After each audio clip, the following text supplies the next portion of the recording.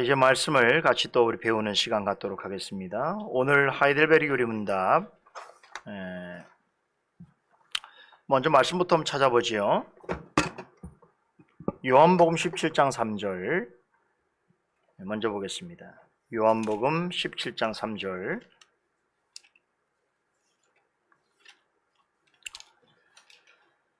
한 목소리 읽어보겠습니다.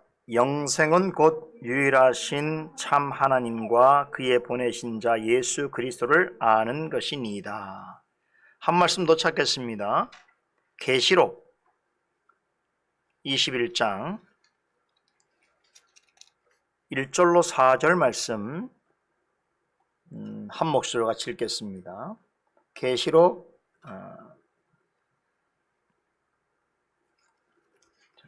21장 1절로 4절입니다. 또 내가 새 하늘과 새 땅을 보니 처음 하늘과 처음 땅이 없어졌고 바다도 다시 있지 않더라. 또 내가 봄에 거룩한 성 새 예루살렘이 하나님께로부터 하늘에서 내려오니 그 예비한 것이 신부가 남편을 위하여 단장한 것 같더라. 내가 들으니 보좌에서 큰 음성이 나서 가로되 보라 하나님의 정막이 사람들과 함께 있음에 하나님이 저희와 함께 거하시리니 저희는 하나님의 백성이 되고 하나님은 친히 저희와 함께 계셔서 모든 눈물을 그 눈에서 씻기심에 다시 사망이 없고 애통하는 것이나 곡하는 것이나 아픈 것이 다시 있지 아니하리니 처음 것들이 다 지나갔음이로라. 네, 우리는 지금 사도행전의 맨 마지막 고백이지요. 몸이 다시 사는 것과 영원히 사는 것을 믿사옵나이다 아멘이라고 하는 마지막 문구에 대해 살피고 있는데 지난주 살펴보았던 하이델베르 요리문답 57문은 몸이 다시 사는 것, 즉 몸의 부활에 대한 설명이었습니다. 그리고 오늘 우리가 함께 읽을 내용인데요. 오늘 먼저 살펴봐야 되겠죠. 한번 읽고 시작하겠습니다. 우리 58문 309페이지 58문만 오늘 문답하겠습니다. 영원한 생명은 당신에게 어떠한 위로를 줍니까?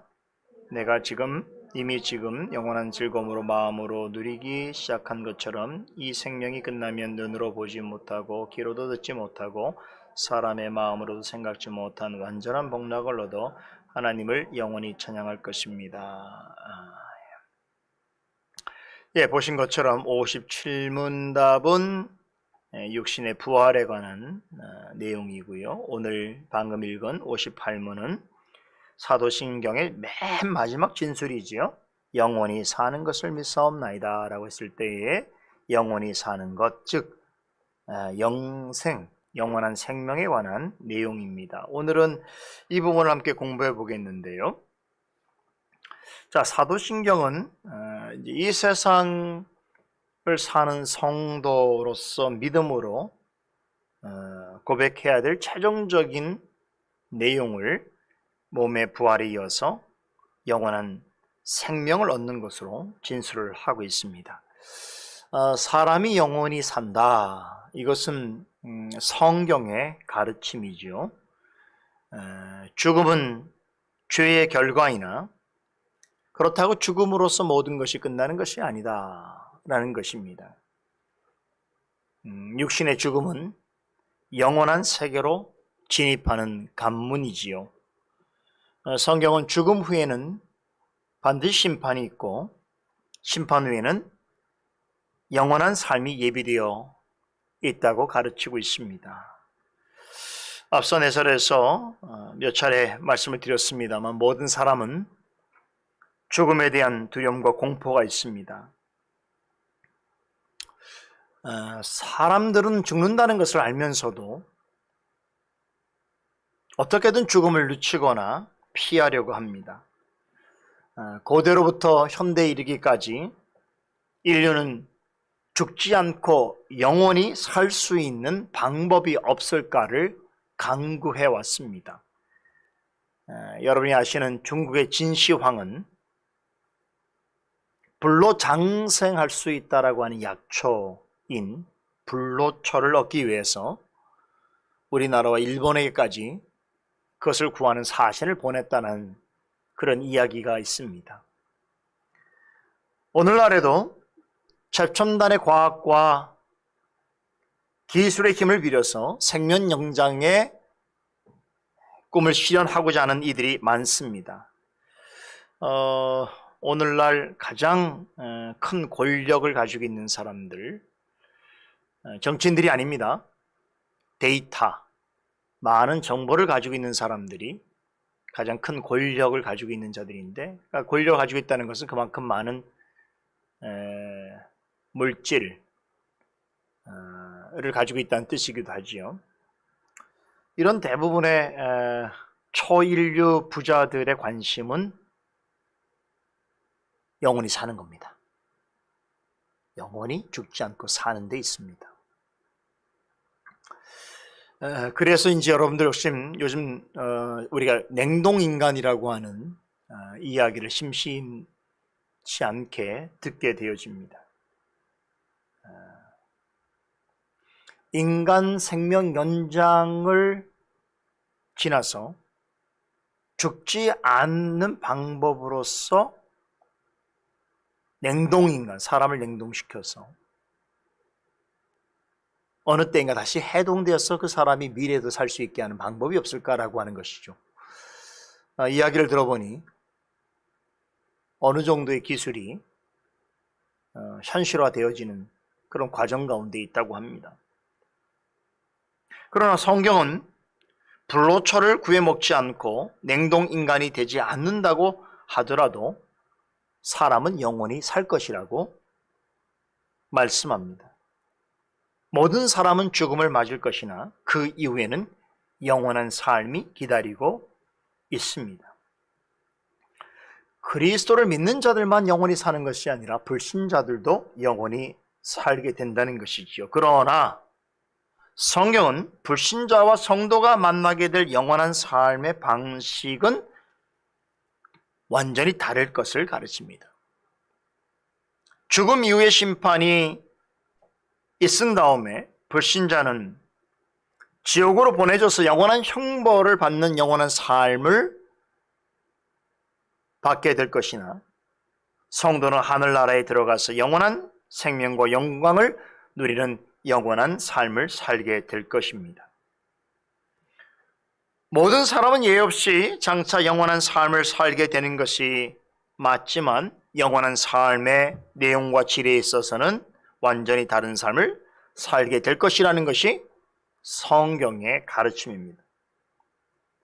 사람은 죽는 즉시 영원한 세상을 마주하게 될 것입니다. 지난주에서 살펴봤던 누가복음 15장의 부자와 거지 나사로의 비유에서 부자를 보게 되면 그가 죽음 후에 지옥에서 지난 날을 후회하고 세상에 남겨진 가족들에 대해서 한 걱정 근심 하지만 아무 소용없는 일입니다. 영원한 세계에 발을 들여놓는 순간 시간과 삶은 되돌이킬 수가 없습니다. 그러기에 불신자들에게 죽음은 두려움 그 자체일 수밖에 없지요.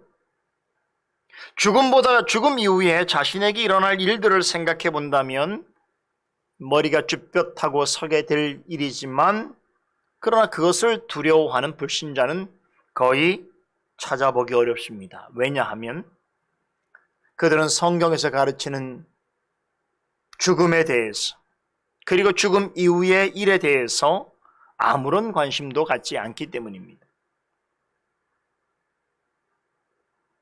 그러나 하나님을 믿는 자들에게는 죽음과 그 이후에 경험하게 될 일들은 전혀 다른 의미로 다가옵니다. 죽음은 죄의 결과요, 죄인에 대한 저주이기 때문에 우리 믿는 자들에게도 두려움을 가져다 줍니다. 그럼에도 성령께서는 그리스도와 연합되어 있는 자의 죽음은 복되고 존귀하다라고 말씀하십니다. 왜냐? 일찍이 경험해보지 못한 영원한 생명을 죽음을 통해서 맛보게 되고 영원한 영광을 누리게 될 것이기 때문입니다. 그러므로 성도의 죽음은 믿는 자들에게 위로와 격려를 전해줍니다. 믿음이 좋은 성도가 죽음을 맞이할 때에 인간적으로는 슬픔을 감출 수 없겠지만 무너질 장막 같은 세상을 사는 동안 겪은 모든 질고와 탄식을 끝맺고 그때부터 영원히 주님과 함께 거하면서 영원한 안식과 기쁨을 누리게 될 것을 생각하면 남은 가족과 성도들도 마음의 위로와 평안을 얻게 될 수 있습니다. 지난주 이 시간에 성경과 요리문답이 가르치는 몸의 부활에 관해서 해설해 드리면서 결론으로 우리는 날마다 부활신앙으로 살아가자 이렇게 말씀을 드렸지요. 여러분, 예수님께서 부활하셨다는 사실을 믿습니까? 믿는다면 나의 몸도 다시 살 것과 또 영원한 생명을 얻을 것을 믿어야 하는 것입니다. 결국 몸의 부활과 영원한 생명을 얻는다는 것은 우리의 감각으로, 이성으로 이해되어지는 일이 아닙니다. 그리스도를 믿는 믿음으로써 받아들일 수밖에 없는 일입니다. 믿음이 없이는 예수님의 부활을 믿을 수가 없습니다.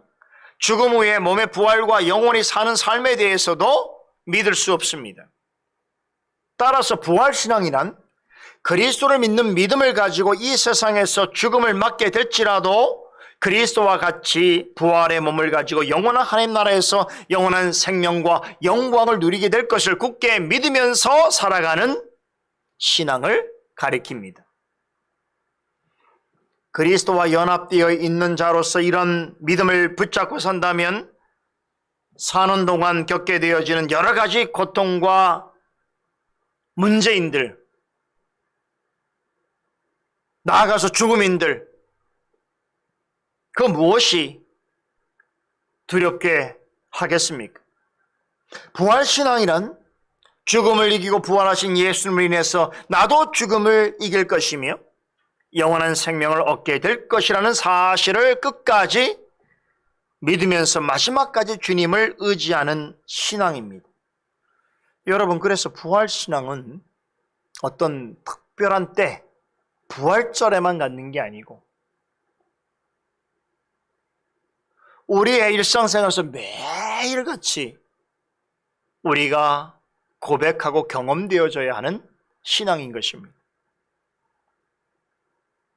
그리스도 안에서 죄에 대해 늘 죽고 의에 대해서 늘 살아가는 삶을 반복하는 우리의 전 생애를 통해서 부활신앙이 드러나야 하는 것입니다.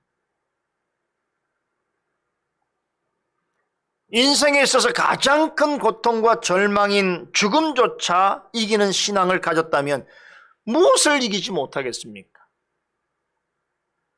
무엇을 이겨내지 못하겠습니까? 히브리서 11장 결론 부분에 보면 부활신앙을 가지고 세상을 담대하게 살아가는 성도를 가리켜서 세상이 감당치 못한다라고 말씀합니다. 여러분, 죽음까지 이기는데 뭐를 못 이겼어요? 이런 신앙을 가지고 이 세상에서 담대하게 사는 사람들은 죽음은 절대 한계요 가장 큰 고통이요 절망이라고 생각하는 사람들의 편에서 볼 때는 감당할 수 없는 사람들인 거죠.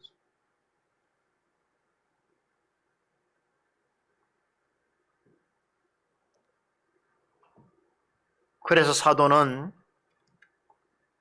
사는 동안 성도들이 많은 어려움에 처하고 채찍과 결박을 당하고 갖은 고문과 시험과 칼에 죽임을 당하게 된다라도 이런 사람은 세상이 감당치 못할 것이라고 말씀합니다. 이것이 부활신앙의 위력입니다.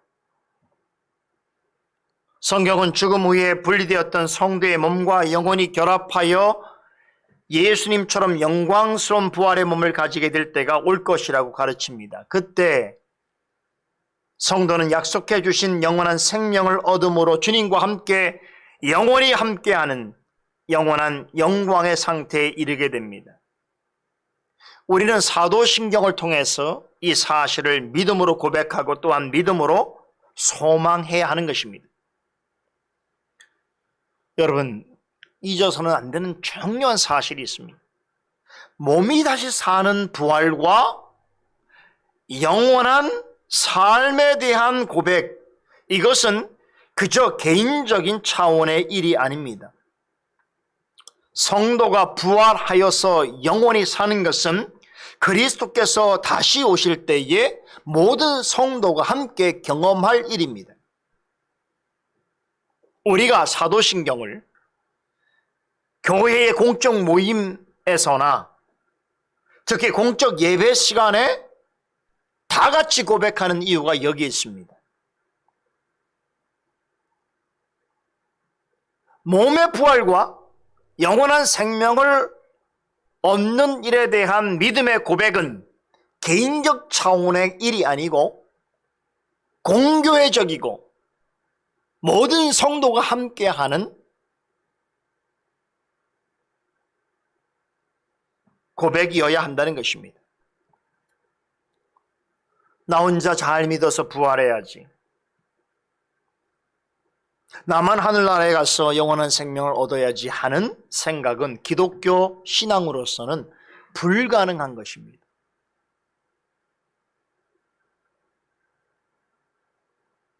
사도신경을 통해서 우리는 이 고백을 할 때에 우리가 몸이 다시 사는 것과 영원히 사는 것은 하나님 믿는 모든 성도의 공적인 일이구나. 내가 속해 있는 교회와 함께하는 성도들이 공교회적으로 고백하고 경험할 일이구나라는 생각을 가져야 하는 것입니다. 오늘 주제인 영원한 생명에 대해서 좀 더 집중해서 살펴보겠습니다. 자, 여러분은 영원한 생명, 곧 영생이라고 하면 무엇이 가장 먼저 떠오릅니까? 대부분은 죽음 이후에 영원히 사는 것을 생각합니다. 그렇죠? 영원한 생명, 영생이라고 하는 것은 죽음 이후에 경험한 일이라고 생각할 수 있습니다. 하지만 성경에서는 두 가지 관점에서 영생을 가르치고 있다는 것을 우리는 기억해야 합니다. 놀랍게도 예수님께서는 살아있는 자도 영생을 누릴 수 있다고 말씀하십니다. 오늘 읽은 본문 요한복음 17장 3절에 영생은 곧 유일하신 참 하나님과 그가 보내신 자 예수 그리스도를 아는 것이니다 라고 말씀하십니다. 하나님이 보내신 그리스도를 아는 것이 영생이라고 하십니다.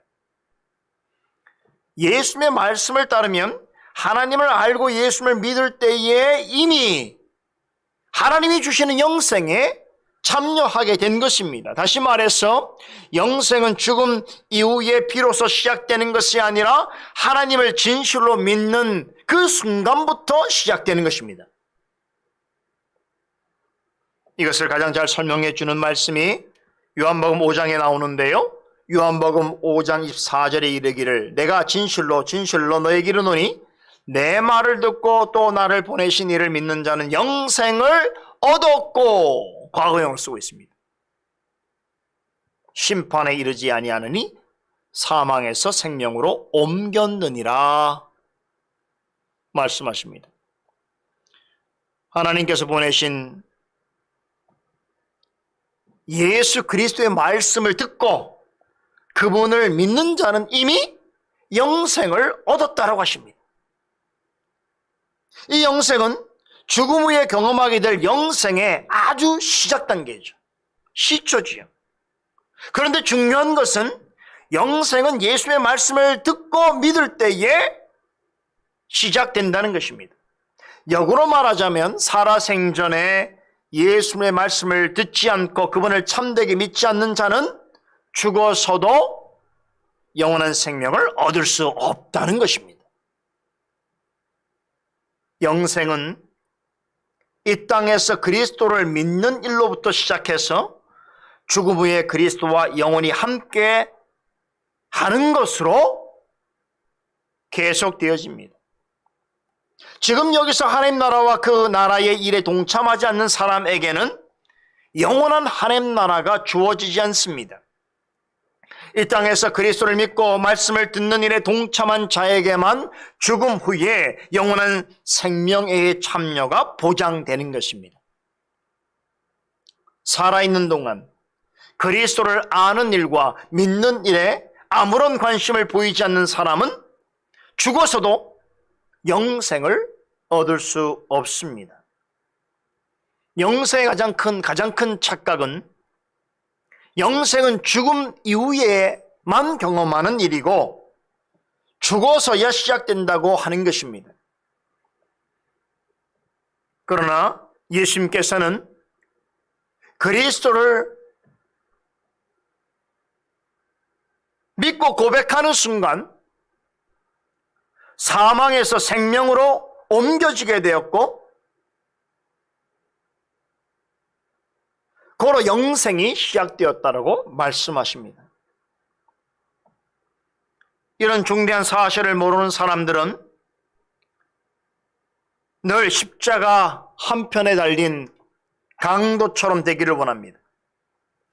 무슨 말인가 하면 사는 동안에 예수님과 전혀 관계없는 생을 살다가 다시 말해 자신이 원하는 삶을 살아가다가 죽는 순간에 믿어서 영생을 얻고자 합니다.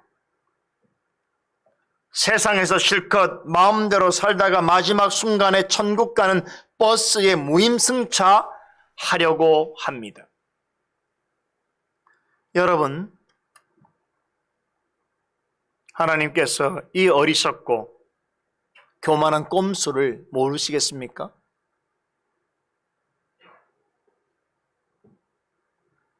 가끔 실제로 그런 생각을 하는 분들이 있다는 것을 우리가 경험합니다. 가족 가운데 신앙생활을 잘 하는 사람이 있으면 내가 언젠가 당신 때문에, 너 때문에 나도 구원받을 거야. 그런데 지금은 내가 교회를 다니는 형편이 아니고 신앙생활을 할 마음이 없어. 하지만 너 때문에, 당신 때문에 마지막 죽는 순간에 내가 믿는다고 한다면 그래도 구원받지 않겠어? 정 그것도 어렵다면 당신의 치맛자루라도 붙잡고 너에게 교회를 가져가는 성경책이라도 붙잡고 나도 함께 천국 갈 수 있는 것 아니겠어? 라고 생각하는 사람들이 있어요. 그 사람들에게 있어서 늘 뭐가 구원의 모범이냐면 십자가의 달 한편에 달려있는 강도란 말이에요. 그러나 십자가 한편 강도는 구원받는 성도의 일반적인 예가 아닙니다. 강도 같은 죄인에게라도 구원을 베푸시는 지극히 크신 사랑과 긍휼을 나타내는 것이지, 어떻게 살든지 마지막 순간에 예수를 믿는다고 말하면 누구나 천국에 갈 수 있다는 그런 식의 말도 안 되는 그런 예로 삼아서는 안 된다는 것입니다. 이것은 굉장히 잘못된 해석입니다. 사는 동안에 영생을 전혀 경험하지 못한 사람은 실은 영생과는 전혀 관계없는 사람일 확률이 큽니다. 하이델베르그 요리문답 58문의 첫 문장을 보세요. 영생의 시작을 이렇게 표현합니다. 내가 이미 지금 영원한 즐거움을 마음으로 누리기 시작한 것처럼. 여러분, 이 표현이 뭘 의미합니까? 세상에서 영생을 누리다가 이 생명이 끝나면 비로소 영원한 복락을 누리는 영생을 누리게 될 것이라고 말하고 있는 것입니다.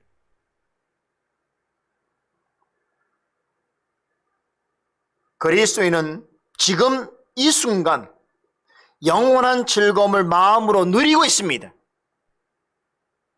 예수 그리스도를 믿음으로 말미암아서 영원한 기쁨을 맛보고 있는 것입니다. 그게 영생의 시작인 거예요.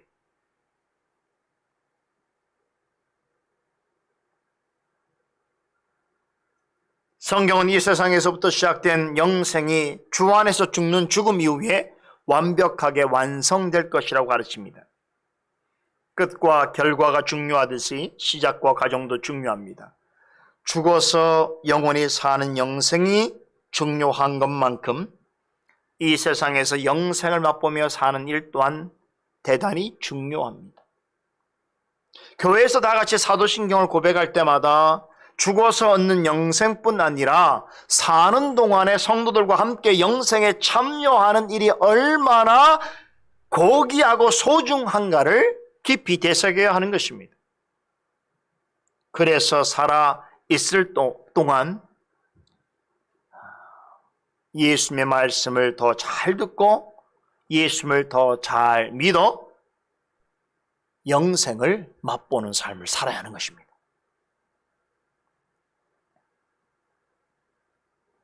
사는 동안에 이미 영생에 참여한 성도는 이 세상을 떠나게 될 때에 그 영혼이 즉시로 그리스도가 계신 하늘나라에 올라가게 됩니다. 성경은 이곳을 아버지의 집, 천국, 낙원, 셋째 하늘 등 다양한 명칭으로 부릅니다. 말씀드린 것 같이 성도는 죽으면 육체는 흙으로 돌아가지만 영혼은 즉시 영원한 안식에 들어갑니다. 그러나 이 모습은 하나님께서 창세 전에 계획하신 완전한 구원의 상태가 아닙니다. 예수님께서 다시 오심으로 육체와 영혼이 결합하여 영광스러운 몸으로 변화된 후에 예수님께서 이끄시는 새하늘과 새 땅에 가서 영원한 영광과 복락을 누리게 되는 것이 믿는 모든 자가 누리게 될 영생의 온전한 모습입니다. 이 말은 죽은 성도가 하늘나라에서 영혼의 안식과 기쁨을 누리고 있다 하더라도 그 상태에 만족하는 것이 아니라 그리스도의 재림 이후에 이루어질 온전한 영생의 상태를 간절히 사모하고 기다리고 있을 것이라는 것을 말씀해 주고 있습니다.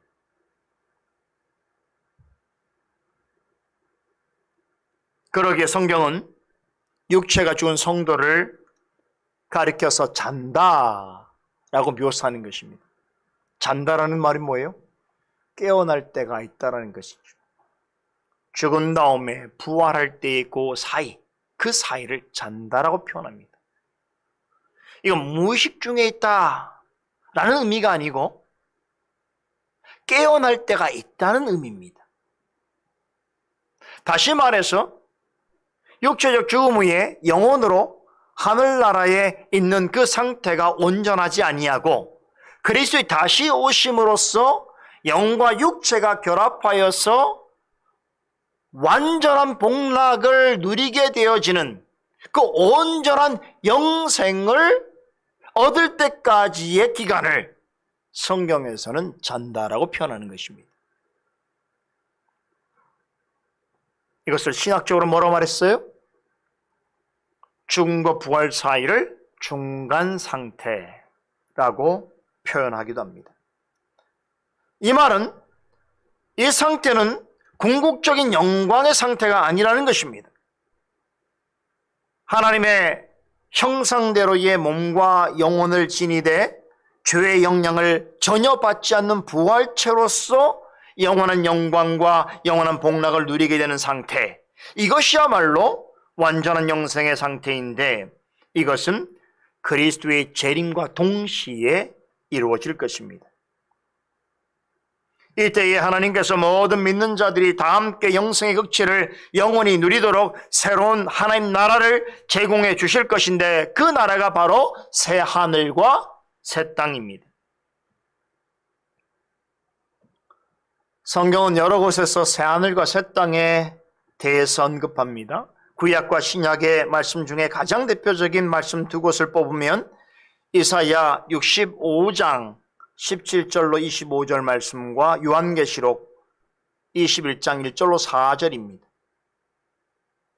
자, 그런데요, 이 두 성경의 말씀을 포함해서 새하늘과 새 땅에 대하여 전하는 말씀들을 읽어보면 새하늘과 새 땅에 대하여 정확하게 설명하지 않는다는 것을 알 수 있습니다.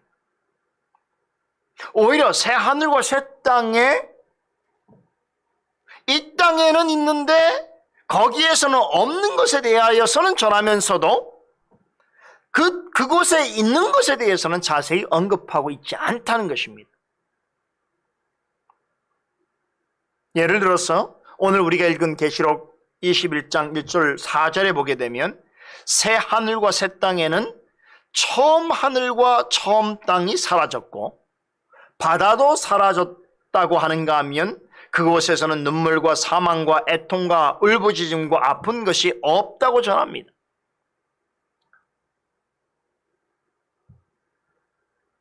그런데 새하늘과 새 땅에 없다고 하는 것들은 지금 우리가 살아가고 있는 이 땅에서는 너무나 흔한 것들입니다.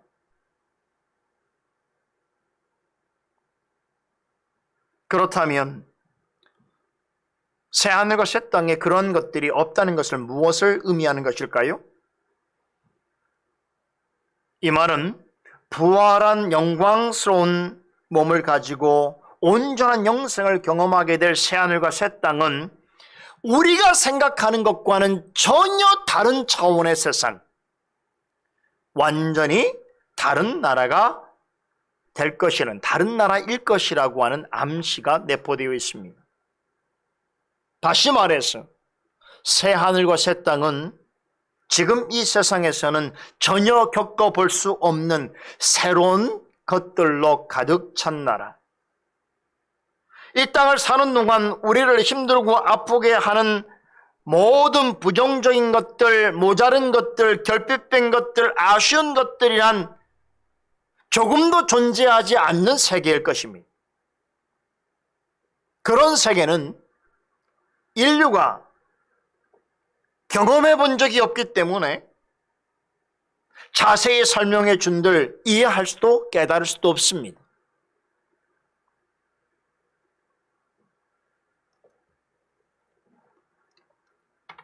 인류가 새로운 지구 말고 삶의 터전을 찾기 위해서 여러 우주에 있는 행성들을 찾아다니고 있습니다. 그런데 한 번도 가보지 않는 어떤 행성에 대해서 여러분, 우리에게 설명한다고 해서 우리가 거기에 대해서 정확한 이해를 할 수 있는 것은 아닙니다. 새 하늘, 새 땅이라고 말하는 것은 지금 우리가 살아가는 세상과는 전혀 다른 세계일 것이라고 하는 것을 강조하는 것입니다. 우리는 그런 세계를 지금까지 경험해 본 적이 없습니다. 이 땅에 사는 인류는 앞으로도 그 세계를 경험하지 못할 것입니다. 다만 예수 그리스도께서 이 땅에 다시 오심으로 펼쳐질 새 하늘과 새 땅, 그것은 오직 온전한 부활의 몸을 입은 성도들에게만 허용된 세계입니다.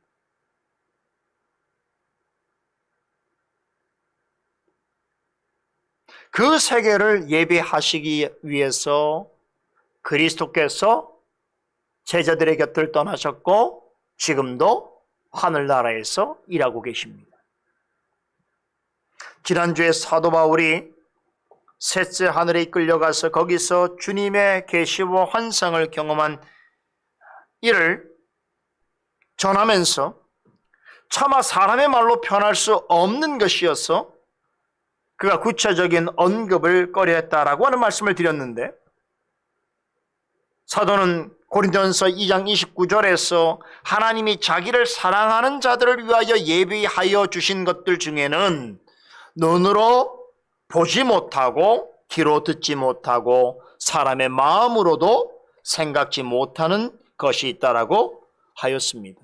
새 하늘과 새 땅이 바로 그런 것이, 이것은 분명히 하나님께서 사랑하시는 구원하시는 자들을 위하여 예비해 주신 것이나 지금 우리들로서는 눈으로 보지 못하고 귀로 듣지 못하며 사람의 마음으로는 결코 생각지 못하는 것입니다.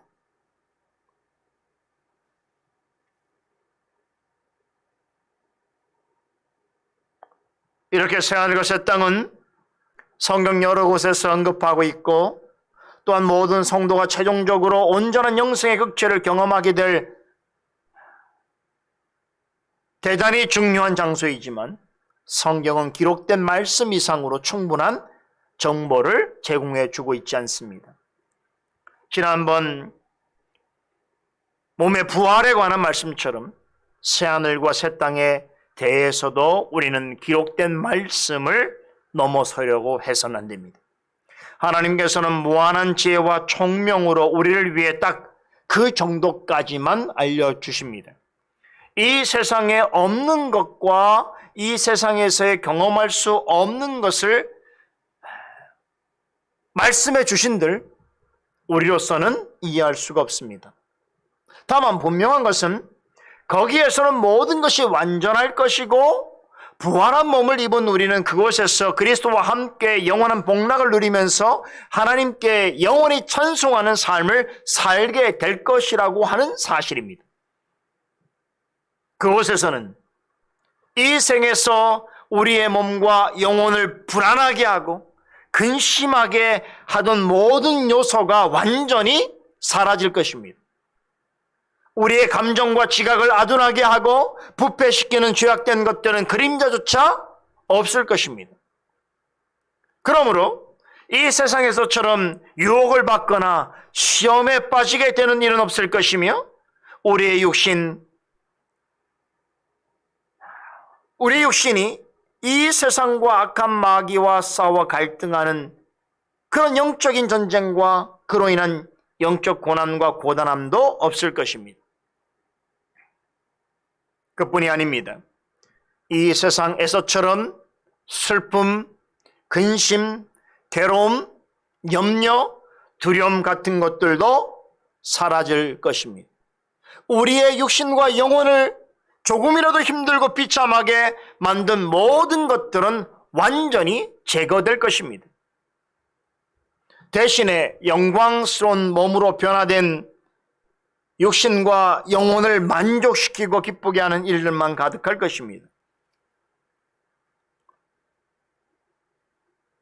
그곳에서는 더는 결혼과 육아로 인한 수고와 괴로움을 당할 일이 없을 것입니다. 그러나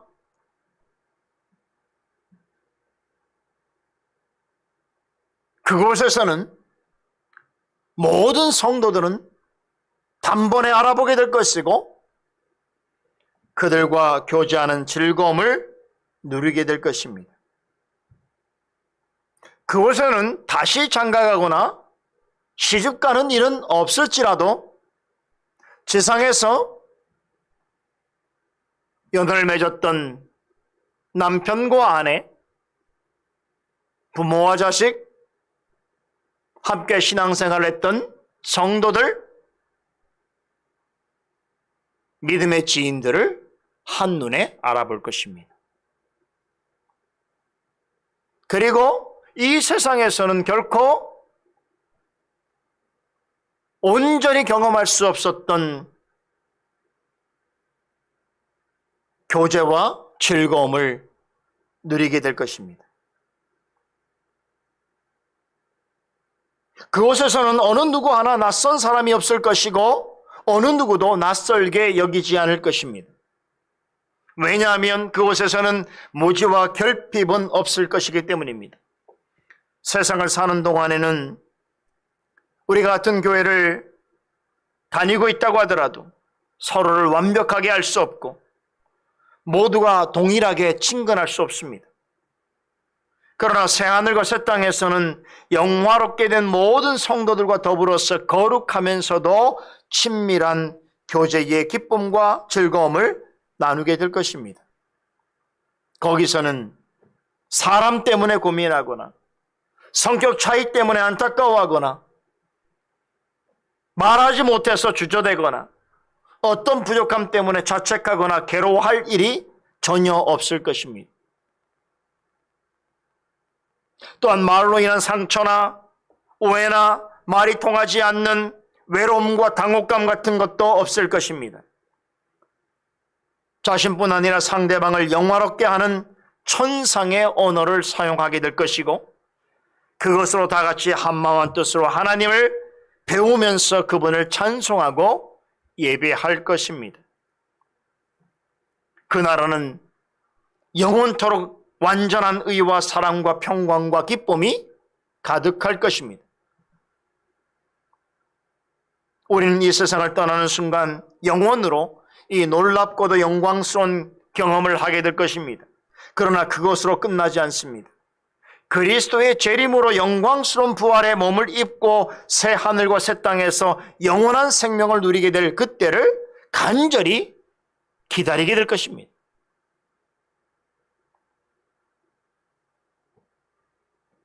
여러분, 영혼으로서 하늘나라에 머물고 있는 성도도 온전한 영생의 상태를 이토록 간절히 사모하며 기다린다고 한다면, 하물며 이 세상에서 고난과 탄식 가운데 살아가는 성도는 어떠해야겠습니까? 우리 다 같이 고린도전서 5장 말씀 한 목소리로 읽어보겠습니다. 고린도전서 5장 1절로 3절 말씀입니다.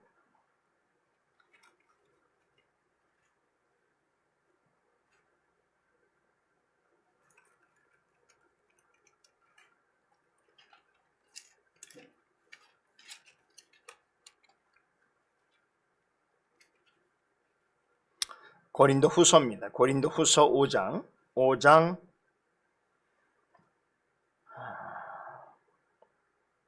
1절에서 3절까지 한 목소리 읽겠습니다.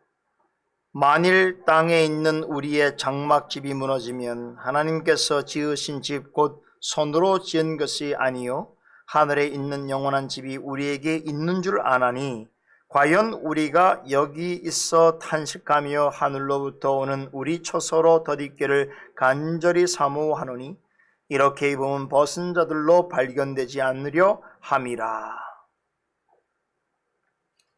사도 바울은 땅에 있는 우리의 삶을 무너질 장막에 비유합니다.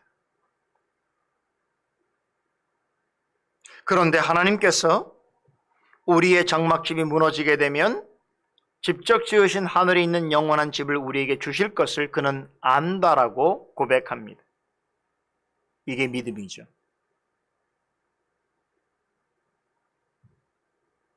여러분, 우리가 사는 이 세상에는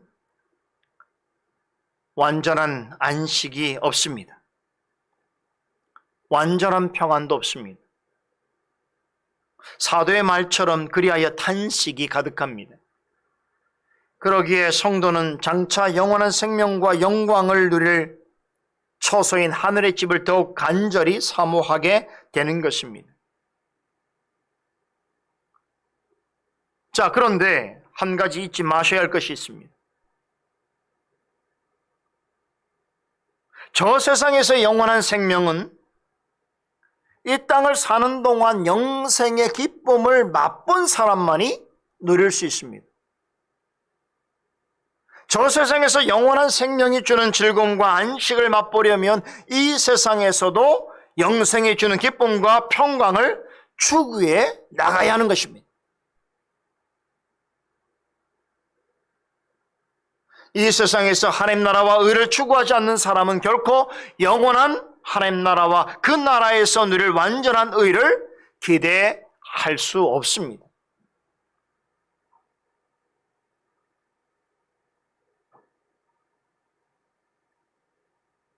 그러므로 장차 우리가 경험하게 될 영원한 하나님 나라를 소망하는 사람은 바로 이 순간, 이 세상에서 우리에게 주어진 삶 속에서 하나님 나라와 의를 추구하며 살아야 하는 것입니다.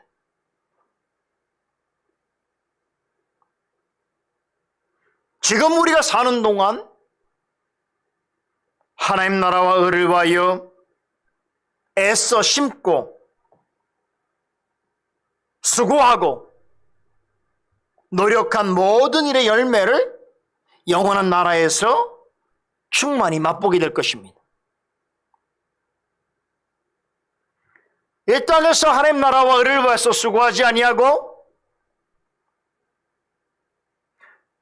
이 땅에서 우리에게 주신 영생의 기쁨과 즐거움을 누리지 못한다면 영원한 하나님 나라에서도 그것을 맛볼 수 없습니다.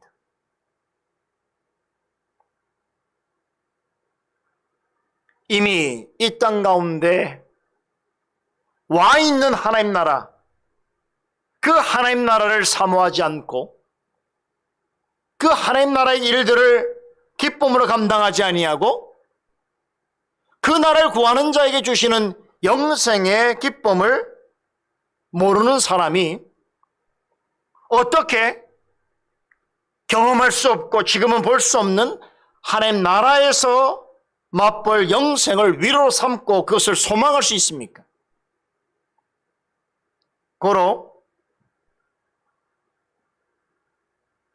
우리가 영원한 생명을 얻을 것을 믿고 고백하며 산다는 것은 단지 죽어서 가는 저 세상에 대한 기대와 소망이 아니라 지금 우리가 살고 있는 이 세상, 하나님께서 우리에게 허락하신 지금 이 순간의 삶, 바로 그 자리에서 하나님께서 우리에게 허락하신 하나님의 일들을 감당하고 주님의 증인으로서 살아가는 그 일에 대한 기쁨과 수고와 감사와 즐거움을 누릴 때에 우리에게는 언제나 영원한 하나님 나라가 우리에게 소망이 되는 것입니다. 그 사실을 기억하시고 영원히 산다는 것을 먼 미래의 일로 생각지 마시고 지금 우리에게 주어진 삶을 하나님 앞에 어떻게 살아야 할 것인가 라고 하는 현재적인 우리에게 주어진 삶의 본분이요, 우리가 최선을 다할 주님의 일인 줄 알고 하루하루를 순간순간을 주님의 증인으로서 진실하고 정직하고 신실하고 열심을 다해 사는 여러분과 제가 되기를 간절히 소원합니다. 기도하십시다.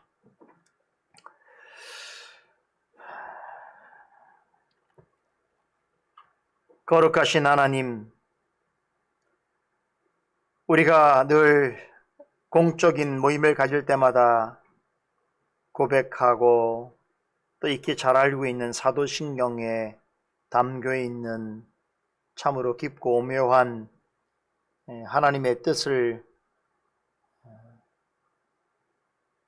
요리문답을 통해서 더 분명히 깨닫게 해주시고 이제 마지막 고백인 영원한 생명에 대한 고백을 우리가 생각하게 될 때에 영원한 하나님 나라에 대한 소망과 더불어서 지금 우리에게 주어진 이 삶에 있어서 하나님께서 함께 하시는 그 은혜와 복들을 기억하며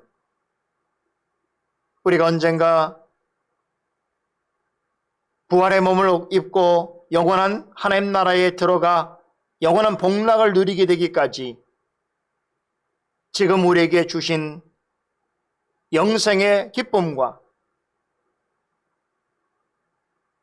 주님의 백성으로서 감당할 사명을 충실히 잘 감당하고 또 주님 앞에 진실하고 정직하게 우리의 생을 살아감으로 인해서 우리의 마음 가운데 오늘의 고백한 몸이 사시자는 것과 영원히 사는 그 고백이 더욱더 크고 확실한 소망으로 넘쳐날 수 있도록 도와주시옵소서.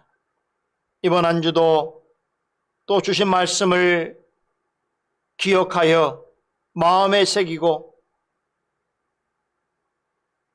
비록 어렵고 힘든 상황이지만 주 은혜 가운데 살아가기를 원합니다. 오늘 예배에 참석하고 또 말씀을 귀하게 들은 모든 성도들에게 특별한 은혜와 능력을 더하셔서 이 낯설고 힘든 시기를 믿음으로 잘 극복하며 그리하여 하나님께서 우리에게 주실 참으로 귀한 예비하신 은혜들을 통해서 날마다 위로와 평강을 얻으며 살아가는 주님의 백성들, 성도들 되게 하여 주시옵소서.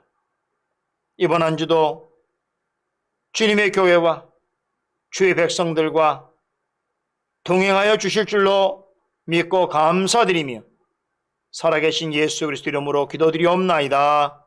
아멘.